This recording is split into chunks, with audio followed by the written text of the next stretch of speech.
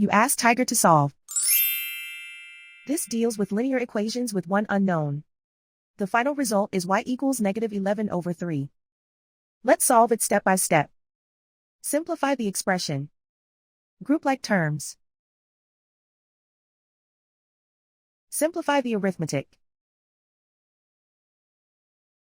Group all constants on the right side of the equation. Subtract 11 from both sides. Simplify the arithmetic.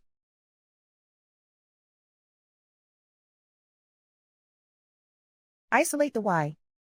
Divide both sides by 3. Simplify the fraction.